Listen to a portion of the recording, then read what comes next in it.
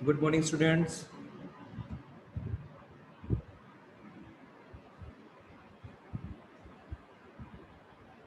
Are you getting my voice?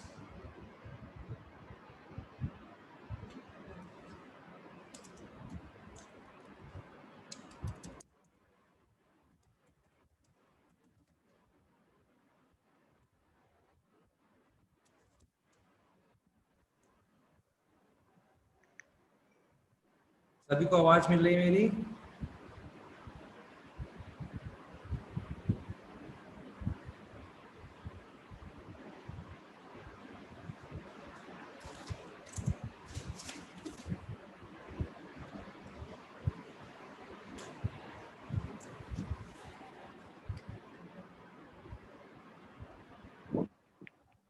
जिसको आवाज मिल रही हो प्लीज रेज योर हैंड और मैसेज करें, कुछ रिस्पांस दें। सर आवाज आ रही है? ओके, ये सर आवाज आ रही है।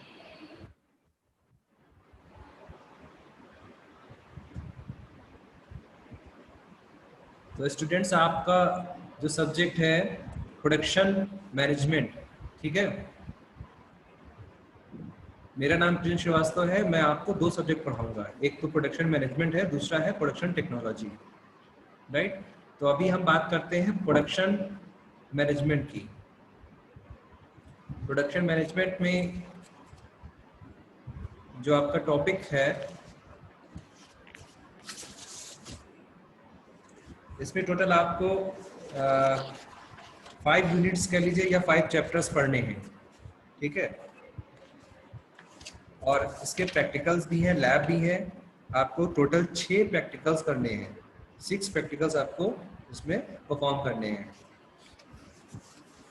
तो पहला जो चैप्टर आपका है, पहला यूनिट कह लीजिए, ये है आपका PPC. PPC means production planning and control, मतलब प्रोडक्शन प्लानिंग और कंट्रोल, उत्पादन, ठीक है, उत्पादन, योजन और नियंत्रण, ये पीपीसी चैप्टर का नाम है, ठीक है। तो इसमें सबसे पहले हम जानते हैं कि प्रोडक्शन प्लानिंग है क्या। व्हाट इज प्रोडक्शन प्लानिंग, होता क्या है प्रोडक्शन प्लानिंग। तो प्रोडक्शन सभी लोग जानते हैं, जब भी कोई मैन्युफैक्चरिंग यूनिट लगती है तो वहाँ पे प्रोडक्शन जब होता है तो उसकी एक योजना बनाई जाती है। सबसे पहले एक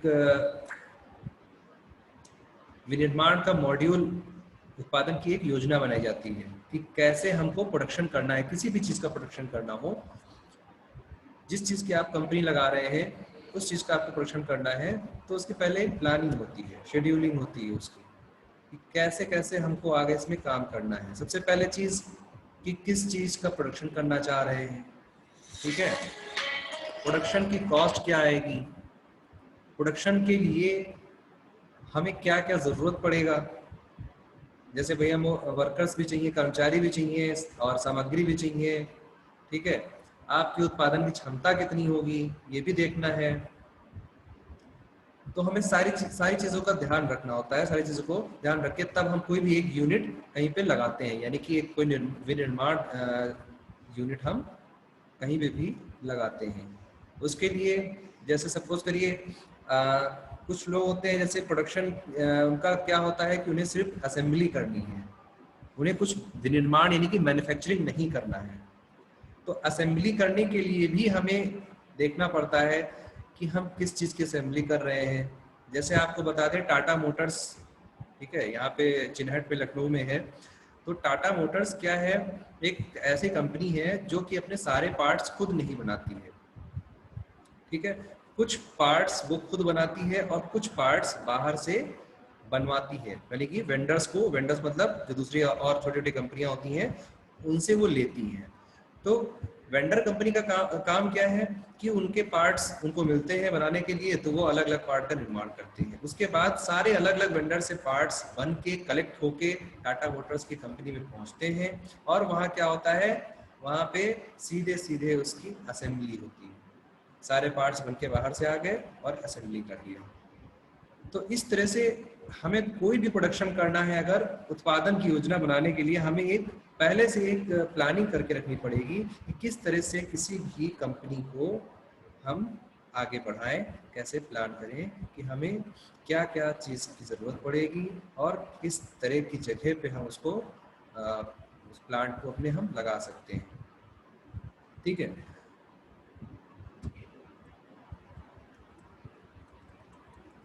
अब हम बात करते हैं इसमें कि टाइप्स ऑफ प्रोडक्शन प्लानिंग की। प्रोडक्शन प्लानिंग के टाइप्स क्या होते हैं, कितने प्रकार के होते हैं, उत्पादन योजना जो होती है कितने प्रकार की होती है।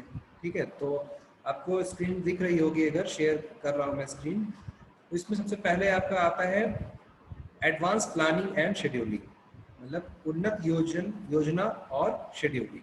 दूसरा है कैपेसिटी प्लानिंग। तीसरा है मास्टर प्रोडक्शन शेड्यूल, यानी कि मास्टर उत्पादन कार्यक्रम। इसी तरह से मटेरियल रिक्वायरमेंट्स प्लानिंग, सामग्री जरूरत योजना। फिर निर्धारण शेड्यूलिंग है, और उसके बाद वर्क फ्लो है, यानी कि कार्य प्रवाह है। इन सब टॉपिक्स को हम आगे थोड़ा सा इलेबरेट करेंगे और विस्तार से पढ़ेंगे। तो जैसे कि इसमें लिखा हुआ है एडवांस प्लानिंग एंड शेड्यूलिंग, ये क्या है भाई, उन्नत योजना और शेड्यूलिंग। मतलब हम एक एडवांस तरीके से प्लानिंग करते हैं और शेड्यूलिंग करते हैं कि हमें क्या चीज़ प्रोडक्शन जो है, क्या किस चीज़ का प्रोडक्शन लगाना है और कैसे लगाना है कि हमें कम से कम लागत में ज़्यादा से ज़्यादा हमको बेनिफिट हो, खर्चा कम आए और सही तरीके से हम एक कार्य योजना बना सकें। ठीक है, तो इसमें हम एडवांस प्लानिंग मतलब उसकी शेड्यूलिंग करते हैं कि हम पहले से ही तैयार रहते हैं कि हमें इस चीज़ की ज़रूरत पड़ेगी और हम इस चीज़ को आगे के लिए हम पहले से ही तैयार करके रखें। दूसरा है कैपेसिटी प्लानिंग। कैपेसिटी प्लानिंग का मतलब क्षमता के अनुसार, आपकी फैक्ट्री है, आपकी कंपनी है, उसकी क्षमता क्या है, ठीक है, उसकी पहले योजना बना लीजिए कि आप कितना प्रोडक्शन कर सकते हैं एक बार में। उस हिसाब से हम प्लानिंग कर लें कि हमें इतनी ही एक बार में, एक बैच में इतनी ही प्रोडक्ट बनाने हैं या प्रोड्यूस करने हैं। ठीक है, तीसरा है master production scheduling. Master production planning का मतलब है कि हम एक पूरा सॉलिड एक अपना हम खाका तैयार कर लेते हैं कि हमें इस टाइम पीरियड पे इतना ये प्लानिंग करनी है कि इतने हमारे उत्पादक तैयार हो जाए। तो हम एक मास्टर प्लान बना लेते हैं कि हमें साल भर में क्या क्या प्रोड्यूस करना है, कितना प्रोडक्शन करना है, कितनी उसकी जो है रिक्वायरमेंट होगी, उस हिसाब से हम अपना एक प्लानिंग तैयार कर लेंगे। दूसरा है मटेरियल रिक्वायरमेंट्स प्लानिंग। अब ये है सामग्री जरूरत योजना। इसमें क्या करते हैं कि हम सामग्री मतलब रॉ मटेरियल, हमको क्या जरूरत है, कितनी जरूरत है रॉ मटेरियल की, उसकी हम योजना बना लेते हैं, एमआरपी। ठीक है, इसको एक शॉर्ट में एमआरपी बोलते हैं। उसकी हम योजना बना लेते हैं कि कितनी सामग्री की हमको जरूरत पड़ेगी। ठीक है, इसी में थोड़ा सा एलैबोरेट करके एमआरपी पार्ट 2 भी बना था, एमआरपी 2। और उसके बाद फिर है निर्धारण शेड्यूलिंग करना, उसकी कार्य प्रवाह, वर्क फ्लो, यानी कि कार्य को प्रवाह में लाना, कार्य को शुरुआत करना। पहले तो हम प्लानिंग कर लेंगे, उसके बाद फिर हम क्या करेंगे, कार्य की शुरुआत करेंगे। अच्छा, ऑब्जेक्टिव ऑफ प्रोडक्शन प्लानिंग क्या मतलब है, उत्पादन योजना का उद्देश्य क्या होता है, मतलब हम प्रोडक्शन प्लानिंग करते क्यों हैं, क्या जरूरत है प्रोडक्शन प्लानिंग करने की। तो ये सीधे सीधे इस तरह से हम समझ सकते हैं इसका उद्देश्य क्या होता है। इसको पॉइंट वाइज आप देखिए। सबसे पहला है संसाधनों का प्रभावी उपयोग। हम प्लानिंग इसलिए करते हैं ताकि जो हमारे पास रिसोर्सेज हैं, जो इक्विपमेंट्स हैं, टूल्स हैं, संसाधन हैं, उनको अच्छे ढंग से हम उनका उपयोग कर पाए। यानी कि अगर हमने ये प्लानिंग कर ली कि हमें कुछ भी प्रोडक्शन करना है तो कौन से टूल्स एक बार में कितनी जगह पे इस्तेमाल कर सकते हैं, या जो टूल्स इस्तेमाल हो रहे हैं क्या दूसरे टूल्स को उसी समय कहीं और इस्तेमाल किया जा सकता है। इस तरह से हम प्लानिंग करते हैं ताकि टूल्स का भी बंटवारा हो जाए कि अलग अलग समय पे अलग अलग जगह पे हम अलग अलग तरीके के टूल्स को इस्तेमाल कर सकते हैं, या फिर उसको हम शफल कर दें, शेड्यूल कर दें कि जब किसी एक चीज़ का प्रोडक्शन हो रहा है तो वहाँ पे जो टूल यूज हो रहा है, दूसरा टूल जो रखा हुआ है वो किसी दूसरी जगह पे इस्तेमाल हो जाए। इस तरह से हम संसाधनों का पूरी तरह से प्रभावी तरीके से उपयोग कर पाएंगे ताकि कोई भी संसाधन हमारा वेस्ट ना हो। दूसरा है उत्पादन का स्थिर प्रवाह। उत्पादन का स्थिर प्रवाह का मतलब है कि एक स्टडी वर्क फ्लो होता है, मतलब स्मूथली काम आपका चलता रहे, काम में रुकावट ना आए। इसलिए भी हम प्लानिंग करते हैं ताकि सही तरीके से, सही ढंग से काम को आगे की ओर हम ले जा सकें, सुचारू रूप से उसको चला सकें। संसाधनों का अनुमान लगाएं, ठीक है।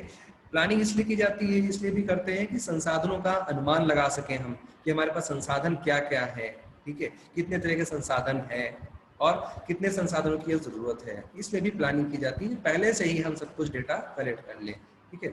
इष्टतम सूची सुनिश्चित करता है, मतलब ये एकदम बिल्कुल सॉलिड कहते हैं, बिल्कुल जो एकदम सर्टिफाइड लिस्ट है उसको बनाने के लिए कि हम सही से सही चीजों का लिस्ट का इस्तेमाल कर सके। जो सामान हमारे पास है, जो भी हमारे पास छोटे छोटे इक्विपमेंट्स हैं या रॉ मटेरियल है, तो उसकी एक लिस्ट बना सके हम, एक क्लेरिफाई उसको कर सकें कि इतना हमारे पास मटेरियल है, उसको हम सही तरीके से यूज कर सकें और आगे की उपलब्धता के लिए भी हम प्लान कर सकें। विभागों की गतिविधियों को समन्वयित करता है, ठीक है। ये विभाग जो जितने भी डिपार्टमेंट बने होते हैं, क्योंकि भाई किसी भी उत्पादन कंपनी में अगर हम काम करते हैं तो एक डिपार्टमेंट तो होता नहीं है, वहाँ पे कई डिपार्टमेंट होते हैं अलग अलग, ठीक है।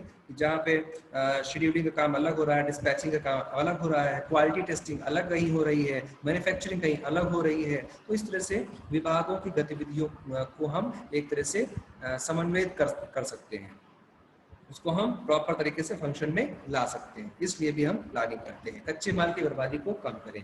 रॉ मटेरियल बहुत इंपॉर्टेंट फैक्टर होता है। अगर आप किसी भी चीज़ का उत्पादन कर रहे हैं तो आपको रॉ मटेरियल का स्टॉक बहुत ही सही तरीके से उसको रखना है और कैलकुलेट करके चलना है। अगर उसके लिए प्लानिंग नहीं करेंगे तो बीच में प्रोडक्शन आपका ठप हो जाएगा।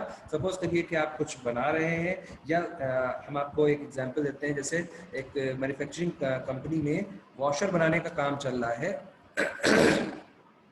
छोटे छोटे वॉशर बनते हैं, जैसे रिंग टाइप के, जो कि किसी भी रिक्वायरमेंट के हिसाब से बनाए जा रहे हो। कहीं से मान लीजिए हमने टेंडर लिया और उन्होंने बोला कि हमको 40,000 वॉशर चाहिए एक महीने के अंदर। तो अब वॉशर बनाने के लिए, अब सपोज करिए उसने बता दिया कि हमें मुझे गोल्ड सिल्वर अलॉयज के वॉशर चाहिए, मतलब जो वॉशर बनने उसमें मटेरियल में आपको मैग्नीशियम, जिंक और सिल्वर उसके साथ में मिक्स करके आपको ऐसा वॉशर बना के उनको देना है, जो कि जो कंपनी होगी उसकी रिक्वायरमेंट होगी। तो अगर हमको वॉशर बनाने हैं तो हमारे पास सारा मटेरियल उपलब्ध होना चाहिए। अगर रॉ मटेरियल है तब तो चलिए आप उसको काम स्टार्ट कर देंगे, मगर अगर बीच में ही रॉ मटेरियल खत्म हो गया, ड्यू डेट आपकी आ गई और आपके पास रॉ मटेरियल उपलब्ध नहीं हो पाया, तो फिर आपका काम बीच में रुक जाएगा। और अगर ज़्यादा मटेरियल आ गया तो क्या होगा, आपका सामान जो रॉ मटेरियल है उसकी बर्बादी हो जाएगी। क्योंकि अगर रिक्वायरमेंट अच्छी तरह से आपने प्लानिंग नहीं की है, प्लानिंग का मतलब इसमें आपको एनालिसिस भी करना होता है। अगर आपने एनालिसिस नहीं किया है कि हमारे प्रोडक्शन में अगर हम 40,000 वॉशर बनाने हैं तो रॉ मटेरियल कितना यूज हो जाएगा, अगर इस चीज़ की एनालिसिस नहीं की है, गणना नहीं की है, तो फिर आपका सामान बर्बाद होना तय है। इस चीज़ को हम ऐसे सॉल्व करते हैं कि पहले हम उस चीज़ की एनालिसिस कर लेते हैं सॉफ्टवेयर के जरिए, कैलकुलेशन के जरिए, मैथ के जरिए, कि हमें कितना मटेरियल चाहिए होगा इतने सामान को बनाने के लिए, उस हिसाब से हम रॉ मटेरियल को यूज़ करें या मंगाएं या ऑर्डर करें। श्रम उत्पादकता में सुधार करता है।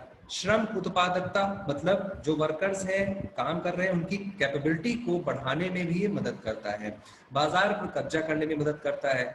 बिल्कुल ऑब्वियस सी बात है कि अगर आप सही तरीके से प्लानिंग करके अगर आप कोई भी काम शुरू करेंगे, प्रोडक्शन आप शुरू करेंगे, तो आपका बाजार पे भी कब्जा हो सकता है। बाजार का कब्जा करने का मतलब मकसद क्या है कि अगर आपने सही समय पे सही प्रोडक्शन किया है, रिक्वायरमेंट आपकी बढ़ रही है, प्रोडक्ट की माल अगर बढ़ रहा है तो भाई आपका प्रोडक्शन भी बढ़ेगा।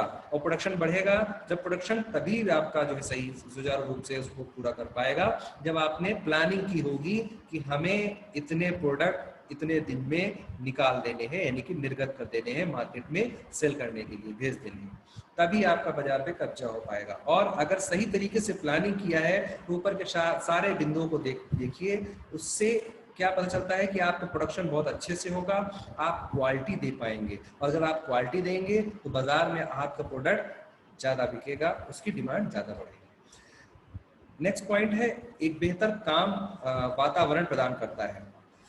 अगर आप प्लानिंग करके सारा काम करते हैं तो आपको एक अच्छा एटमॉस्फेयर मिलेगा और आप अपने वर्कर को भी एक अच्छा एटमॉस्फेयर देंगे, क्योंकि सब कुछ प्रॉपर प्लानिंग करके हो रहा है, शेड्यूलिंग पूरा आपने शेड्यूल कर रखा है, उसके हिसाब से आपका काम चल रहा है। उपभोक्ता संतुष्टि में परिणाम, जब ये सारी चीजें अच्छी होंगी, प्लानिंग होगी एक कायदे से, तो आप कस्टमर को भी सेटिस्फाई कर पाएंगे। उत्पादन लागत कम कर देता है, ये उत्पादन लागत को भी कम कर देता है। क्यों? क्योंकि हमने प्लानिंग कर रखी है ऑलरेडी, हम वेस्ट नहीं कर रहे हैं। देखिए प्रोडक्शन दो तरीके से लोग करते हैं। पहला तो जो माल है उसको लाओ और बनाते जाओ, जितना बन रहा है, खत्म हो गया फिर हम देखेंगे, जब माल खत्म हो जाएगा कच्चा फिर हम देखेंगे। कुछ कंपनी वाले ऐसे होते हैं, कुछ मालिक ऐसे होते हैं जो ऐसा करते हैं, क्योंकि उनके पास कोई भी कोई विधि नहीं होती है, कोई कार्य करने का तरीका नहीं होता है, कोई भी उनके पास प्लानिंग नहीं होती है, कोई रिसोर्सेज सही से नहीं होते हैं, तो वो जो माल लाते हैं उसको बनाते जाते हैं, कोई प्लानिंग नहीं होती है। वो स्मॉल इंडस्ट्री में ऐसा देखा गया है। जब लार्ज स्केल पे होता है तो क्या होता है कि उत्पादन लागत को हम कम कर देते हैं। कैसे कम कर देते हैं? क्योंकि हमने सब कुछ प्लान कर रखा है, और प्रॉपर प्लानिंग की वजह से हम सही समय पे सही चीजों को निकाल पा रहे हैं। ठीक है, नेक्स्ट टॉपिक आता है आपका प्रोडक्शन कंट्रोल। प्रोडक्शन कंट्रोल क्या है? मतलब उत्पादन नियंत्रण। नियंत्रण का मतलब क्या है कि आप कैसे उत्पादन को कंट्रोल कर रहे हैं। कंट्रोल करने का मतलब ये नहीं है कि आप प्रोडक्शन को ही घटा दीजिए, ऐसा नहीं है। आप उस पर एक निगरानी रखिए, उसको वॉच करिए, वॉच आउट करेंगे, तभी आपको पता चलेगा कि आपका प्रोडक्शन कैसे हो रहा है, उसकी गतिविधियां कैसे हो रही हैं, और उनको कंट्रोल में करने का मतलब है कि सही तरीके से प्रोडक्शन को सुचारू बनाना। ठीक है, प्रोडक्शन को सही तरीके से फंक्शन में लाना। ठीक है, APICS define production control in 1959। Production control की डेफिनेशन जो दी हुई है एपिक्स के द्वारा, उत्पादन नियंत्रण कार्य की भविष्यवाणी, नियोजन और शेड्यूलिंग कार्य, खाता जनशक्ति, सामग्रियों की उपलब्धता और अन्य क्षमता प्रतिबंधों को ध्यान में रखते हुए और लागत की आवश्यकता होती है, ताकि उचित गुणवत्ता तथा मात्रा को प्राप्त करने के लिए के समय फिर ये देखने के लिए अनुसूची का पालन किया जा सकता है। इस योजना के लिए जो कुछ भी सिस्टम संतोषजनक सिद्ध हुआ है उनका उपयोग करके योजना बनाई जाती है। मतलब इतनी सारी चीजों को, यानी कि कार की उत्पादन नियंत्रण, कार की भविष्यवाणी, उनकी नियोजन है जो आप कर रहे हैं, नियोजन कर रहे हैं, उसके लिए शेड्यूलिंग का कार्य जो हो रहा है, खाता जनशक्ति, सामग्रियों की उपलब्धता क्या है, ठीक है, क्षमता क्या है, अन्य उसकी क्षमता क्या है, और उस क्षमता को कैसे मैनेज किया जा रहा है, उनकी प्रदर्शन क्या है, और लागत की आवश्यकता कितनी है। इन सबको ध्यान में रखते हुए हम उत्पादन पर नियंत्रण कर सकते हैं। और नियंत्रण करने का मतलब यही है कि हम अपने प्रोडक्ट की गुणवत्ता यानी कि क्वालिटी को इम्प्रूव कर सकें। ठीक है, और साथ साथ में जो एक क्वांटिटी चाहिए उसको भी हम प्राप्त कर सकें। ठीक है, तो टाइप्स ऑफ प्रोडक्शन कंट्रोल क्या होते हैं? देखिए, टाइप्स ऑफ यानी उत्पादन नियंत्रण के प्रकार, कितने क्या क्या प्रकार हैं उसके। एक प्रकार का उत्पादन नियंत्रण विनिर्माण संचालन का नियंत्रण है। कब और कहाँ उत्पादन योजना और नियंत्रण। ठीक है, उत्पादन नियंत्रण और आपूर्ति श्रृंखला प्रबंधन मतलब कब और कहाँ उत्पादन योजना बनाना है, कहाँ पे कंट्रोल करना है। ठीक है, ये एक मैन्युफैक्चरिंग सिस्टम का एक टॉपिक है। विशेष क्षेत्रों में वास्तविक समय के संचालन का प्रबंधन है। ठीक है, एक उत्पादन नियंत्रण कक्ष में टेलीविजन स्टूडियो में उत्पादन नियंत्रण, टेलीविजन स्टूडियो में मास्टर नियंत्रण, मिशन ऑपरेशंस कंट्रोल रूम में स्पेस फ्लाइट में उत्पादन नियंत्रण।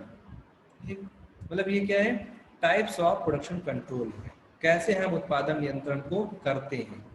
तो ये विभिन्न तरीके के टाइप्स दिखाए गए हैं इसमें। ऑब्जेक्टिव क्या है प्रोडक्शन कंट्रोल की, मतलब उत्पादन नियंत्रण हम करते क्यों हैं, किस लिए करते हैं, उसका क्या फायदा है, बेनिफिट क्या है। तो हम सबसे पहले देखेंगे इसके पॉइंट नंबर 1 को, कच्चे माल, उपकरण, मशीनों और श्रम का प्रावधान। ठीक है, प्रोडक्शन कंट्रोल जो होता है, ऑब्जेक्टिव, उसका उद्देश्य क्या है कि कच्चे माल को मॉनिटर करना, उपकरण, मशीनों और श्रम को मॉनिटर करना कि हमारा उपकरण कैसा है, मशीनें सही से काम कर रही कि नहीं, और क्या श्रम जो है, मतलब लेबर है, वो सही से काम हो रहा है कि नहीं हो रहा है, इसको देखता है। मांग पूर्वानुमान के अनुरूप उत्पादन अनुसूची आयोजित करना। ठीक है, मतलब इसका समझ रहे हैं, उत्पादन अनुसूची को आयोजित करना। एक हमको प्रोडक्शन की लिस्ट बनाना किसके अनुसार, मांग पूर्व अनुमान।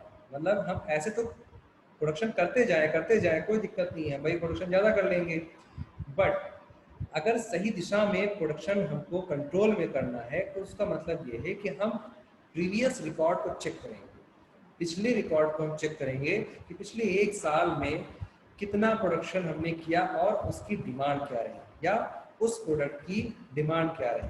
अगर आपने नई कंपनी डाली है, आपका फर्स्ट ईयर है, इसी साल डाला है, तो आपको पिछला रिकॉर्ड बाकी कंपनियों को का देखना पड़ेगा, उनकी तुलना करनी पड़ेगी।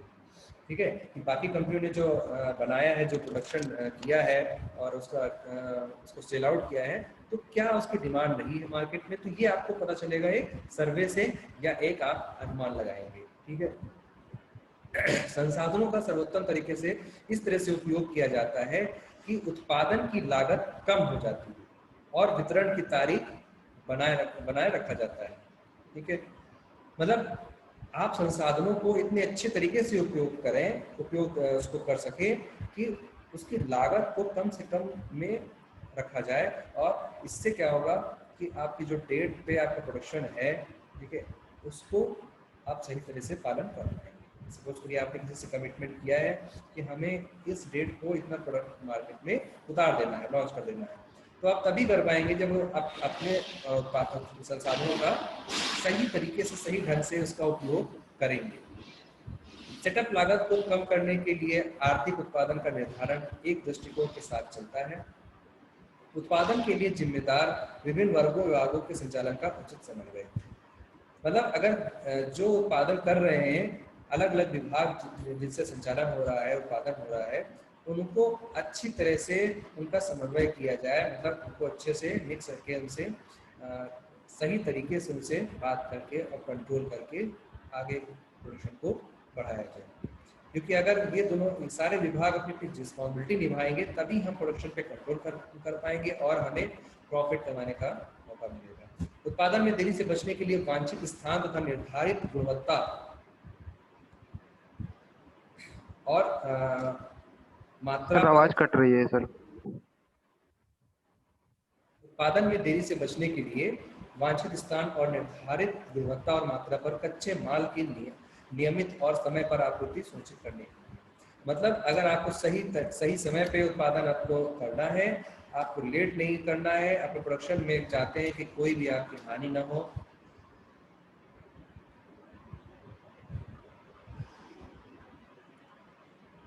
कोई हानि ना हो, तो हम क्या करेंगे, उत्पादन में देरी से बचने के लिए समय पे उसकी आपूर्ति को सुनिश्चित करेंगे, कि मतलब टाइम पे ही उसकी आपूर्ति कर ली जाए।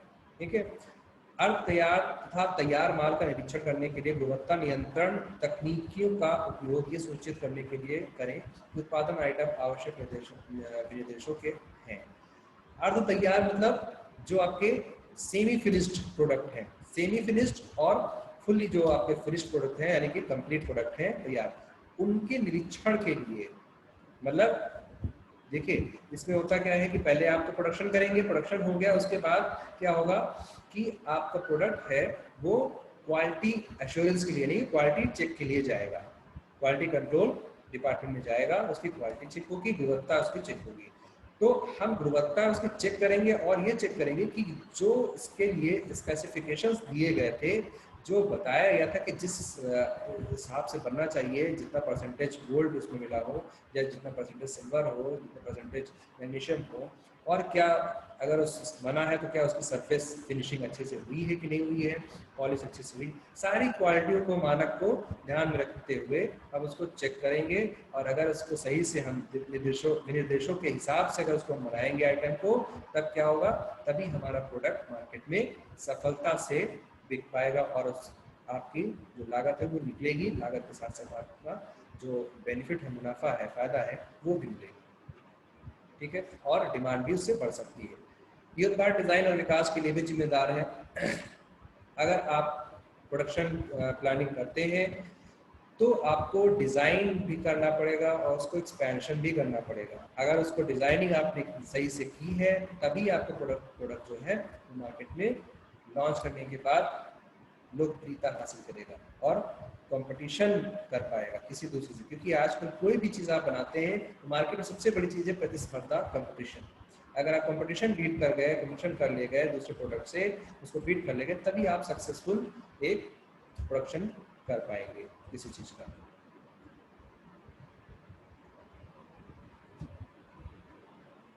आवाज आ रही है सबको? यस सर, आ रही है। Yes sir. Yes sir. Okay, अच्छा अभी तक जो पढ़ा आपने, अभी जो मैंने बताया, इसमें आपको कुछ डाउट हो तो इसमें कुछ पूछ लीजिए। कुछ समझ में आ रहा है? प्रोडक्शन क्या होता है, प्रोडक्शन प्लानिंग कंट्रोल ये क्या है? यस सर, समझ आ रहा है। समझ आ रहा है? Very good. Hello. Yes sir, समझ आ रहा है। ठीक है, तो अब हम बात करते हैं पीपीसी। अभी प्रोडक्शन था, प्रोडक्शन प्लानिंग था, अब हम कंट्रोल की बात करते हैं। ठीक है, तो प्रोडक्शन प्लानिंग एंड कंट्रोल के लाभ क्या हैं, उसके फायदे के बारे में बात करते हैं। ये सुनिश्चित करता है कि मशीन की वस्तुओं के उचित शेड्यूलिंग द्वारा उत्पादन क्षमता का इष्टतम उपयोग हासिल किया जाता है, जो निष्क्रिय समय के साथ साथ उपयोग को कम करता है। मतलब अगर हमने सही तरीके से प्लानिंग एंड कंट्रोलिंग की है, ठीक है, तो आपका जो प्रोडक्ट है वो मार्केट में सही समय पे सही तरीके से उसकी कीमत आपको मिल जाएगी और आपका लॉस होने से बच जाएगा। मतलब उचित शेड्यूलिंग द्वारा उत्पादन क्षमता का इष्टतम उपयोग हासिल करता है। अगर आपने शेड्यूलिंग यानी कि प्लानिंग और कंट्रोलिंग सही की है तभी आपको उसका सही मार्केट प्राइस मिल सकता है। अदरवाइज अगर आपने शेड्यूलिंग सही से नहीं किया है तो हो सकता है प्रोडक्शन आप करते करते टाइम आपका निकल जाए और जब आपका प्रोडक्ट बनके तैयार हो तो मार्केट में उसकी रिक्वायरमेंट ही ना रह जाए, तो आपका प्रोडक्शन बेकार हो जाएगा, कोई काम का नहीं। ये सुनिश्चित करता है कि सूची स्तर इष्टतम स्तर पर हर समय बनाए रखा जाता है, यानी कोई अधिक स्टॉकिंग या अंडर स्टॉकिंग नहीं होती है। अगर प्रोडक्शन प्लानिंग एंड कंट्रोलिंग सही से हो रही है, इसका मतलब क्या है कि हमें किसी भी समय ओवर स्टॉकिंग या अंडर स्टॉकिंग की जरूरत नहीं होगी। ओवर स्टॉकिंग से मतलब है कि जरूरत से ज्यादा आपने भंडार में अपने भंडारण कर रखा है, सामान का भंडारण कर रखा है, और अंडर स्टॉकिंग मतलब सामान आपका कम भी पड़ सकता है। तो इस चीज से बचने के लिए हम प्लानिंग एंड कंट्रोलिंग करते हैं। ये भी सुनिश्चित करता है कि उत्पादन समय स्तर पर रखा जाता है, इस प्रकार कारोबार का समय बढ़ता है। मतलब इससे हम सही एकदम बिल्कुल जो आपका प्रोडक्शन है वो उसका लेवल बिल्कुल एक्यूरेट रहता है कि हम सही समय पर सही चीज़ का प्रोडक्शन कर रहे हैं, सही क्वांटिटी में हम सही चीज़ को निकाल रहे हैं। ठीक है, इससे क्या होता है, आपका कारोबार चलता रहता है। मतलब कभी भी आपका सामान जो आप बेच रहे हैं, जो आप प्रोडक्ट बना रहे हैं, उसकी कमी ना होने पाए। अगर डिमांड बढ़ गई तो आपको प्रोडक्शन भी बढ़ाना पड़ेगा, और प्रोडक्शन बढ़ाने के लिए आपको रॉ मटेरियल की जरूरत पड़ेगी। चूंकि उत्पादन के सभी पहलुओं को नजरअंदाज करता है, इसलिए अंतिम उत्पाद की गुणवत्ता हमेशा बनाए रखी जाती है। गुणवत्ता बहुत इंपॉर्टेंट चीज होती है। जब तक क्वालिटी कंट्रोल से आपका प्रोडक्ट चेक नहीं हो जाता है, पास नहीं होता, तब तक आप उसको मार्केट में उतार नहीं सकते हैं। और अगर हमने प्रॉपर तरीके से सब कुछ किया है, शेड्यूलिंग प्लानिंग कंट्रोलिंग सब की है, तो आपकी गुणवत्ता को भी कोई नुकसान नहीं हो सकता है और आपका सही गुणवत्ता वाला प्रोडक्ट मार्केट में लॉन्च हो सकता है। ठीक है, उत्पादन योजन और नियंत्रण के उद्देश्य क्या है? ऑब्जेक्टिव ऑफ पीपीसी, इसके उद्देश्य क्या होते हैं? सबसे पहला उद्देश्य आपका है सुरक्षित और आर्थिक उत्पादन प्रक्रिया सुनिश्चित करने के लिए। जैसे कि बताया मैंने आपको, सुरक्षित और आर्थिक मतलब सुरक्षित तरीके से सब कुछ अगर आप सही कर रहे हैं ढंग से, तो हो सकता है भाई बिल्कुल आपका लॉस ना हो, और आर्थिक स्थिति भी आपकी अच्छी रहे। मतलब जितना आपने लागत लगाई है आपको मुनाफा उससे ज़्यादा कहीं मिल जाए, या जो आपने सोचा है बेनिफिट उससे ज़्यादा भी बेनिफिट मिल सकता है। सुरक्षित का मतलब ये है कि सही तरीके से काम का संचालन करना, और संचालन आपका काम का तभी हो पाएगा, तभी आप अच्छे से इसमें वर्क करवा सकते हैं जब आप कायदे से अपने पूरे सिस्टम को वॉच करेंगे। वॉच करने का मतलब है आप सही तरीके से उसको काम करवा पाएंगे, यानी कि सुपरवाइज कर पाएंगे। मतलब कि आपके लेबर वर्कर हैं वो स्किल्ड हों, नुकसान ना करें आपकी मशीनों का ना ही अपना, क्योंकि इसमें एक्सीडेंट के चांसेस भी ज़्यादा रहते हैं। जब भी आप कोई प्रोडक्शन लगाते हैं तो एक्सीडेंट होना स्वाभाविक है। अगर सही तरीके से या एक शेड्यूलिंग नहीं की गई है या कोई पहले से प्लानिंग नहीं की गई है, मैनेजमेंट अगर सही नहीं है तो आप नुकसान उठा सकते हैं। दूसरा है उत्पादकता को अधिकतम करने के लिए पौधे का प्रभावी ढंग से उपयोग करने के लिए। अब देखिए उत्पादक यहाँ पौधे की जगह पर कुछ और होना चाहिए था, ये पौधा गलत लिख दिया है।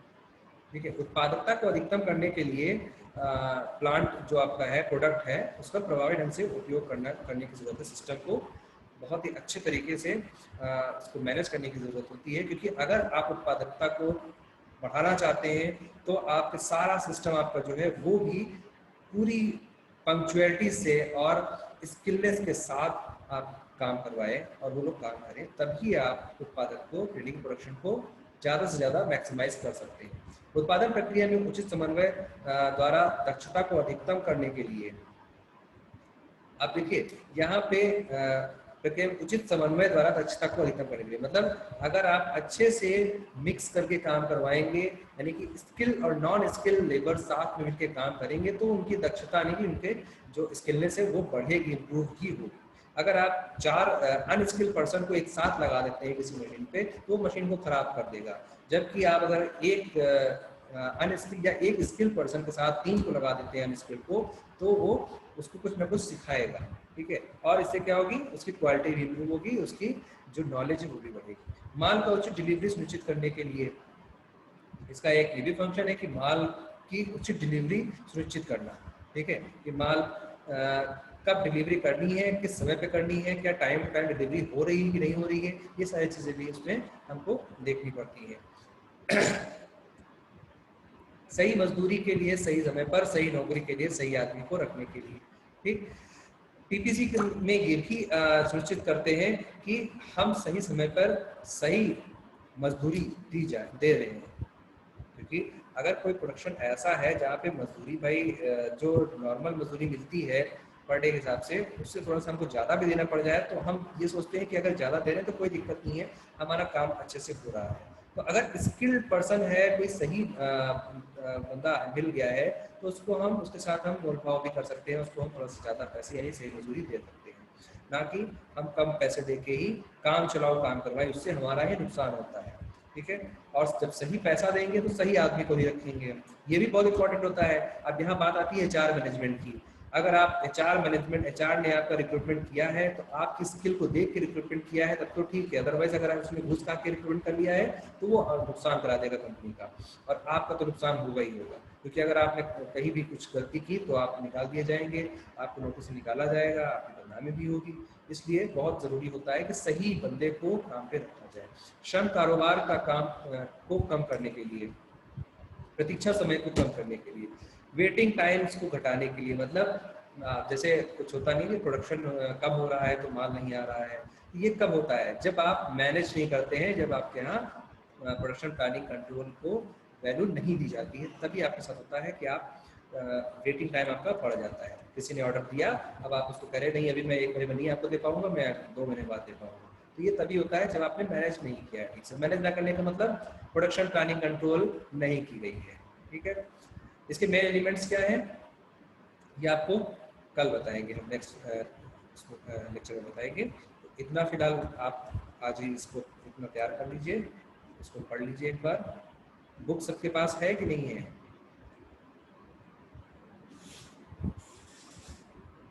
No sir. आप लोग बुक्स तो ले लीजिए यहाँ से आके एटलीस्ट। सर लाइब्रेरी में बुक अवेलेबल है सर, आया था लेकिन मिला नहीं सर, उस समय आई नहीं थी बुक सर, नहीं मिला था सर। अच्छा चलिए मैं पता कर लेता हूँ, और तब तक मैं आपको ये शेयर कर दूंगा लेक्चर के लास्ट में जो नोट्स आपको दिखा रहा था अभी मैं।